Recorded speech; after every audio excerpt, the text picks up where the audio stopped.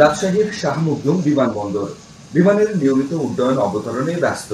বিমানবন্দরের নিয়ন্ত্রণ কক্ষে ফোন এলো যশোর থেকে চার্টার্ড গলফ ফক্সট্রট মডেলের একটি বিমান দুজন যাত্রী নিয়ে রাজশাহীর শাহ মখদুম বিমানবন্দরের উদ্দেশ্যে রওনা হয়েছে, যেখানে আছে শক্তিশালী বোমা।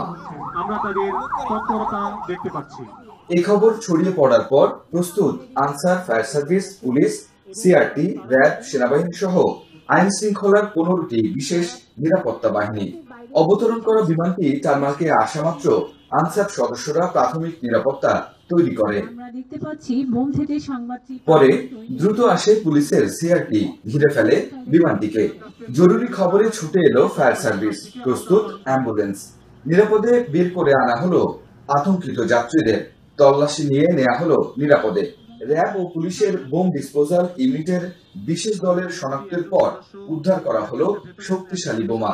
এরপর নিরাপদে নিষ্ক্রিয় করেন বিশেষজ্ঞরা। এত তোড়জোড় আর ব্যস্ততা দেখে হঠাৎ করেই মনে হলো একটি সত্যিকারের ঘটনা, কিন্তু না, বিমানবন্দরের ব্যবস্থাপকের নেতৃত্বে চালানো হলো উদ্ধার তৎপরতার জরুরি মহড়া। বিমানবন্দরে গ্যালাক্সি ফ্লাইং একাডেমি এবং Bangladesh flying academy flying school পরিচালনার মাধ্যমে এয়ারপোর্টের অপারেশন কার্যক্রম দ্রুত বৃদ্ধি পেয়েছে। অত্র বিমানবন্দর থেকে পাইলট তৈরি করে আমরা শুধু দেশে নয়, দেশের বাইরেও ভাবমূর্তি রক্ষা করছি।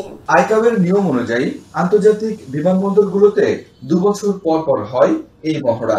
তবে নিরাপত্তা জোরদার করতে এবারে দেশের অভ্যন্তরীণ বিমানবন্দরগুলোতেও এই মহড়া করা হচ্ছে।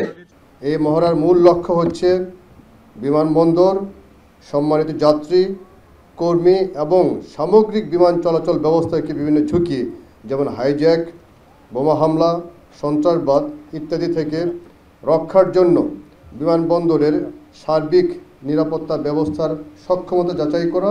মহড়া পরিদর্শন শেষে এই অনুষ্ঠানের প্রধান সমন্বয়ক জানিয়েছেন, রাজশাহী বিমানবন্দরের যাত্রী সেবা ও টার্মিনাল নিরাপত্তা জোরদার করা আছে। আমাদের নতুন একটা অ্যাপ্রন বা টার্মাক তৈরি করা হচ্ছে।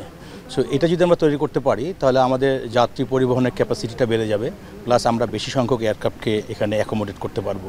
বিমানবন্দরের এমন নিরাপত্তা মহড়ায় ঝুঁকিপূর্ণ মুহূর্তে যাত্রীদের নিরাপত্তা সহজেই নিশ্চিত করা যায়। রাকিবুল হাসান, এখন রাজশাহী।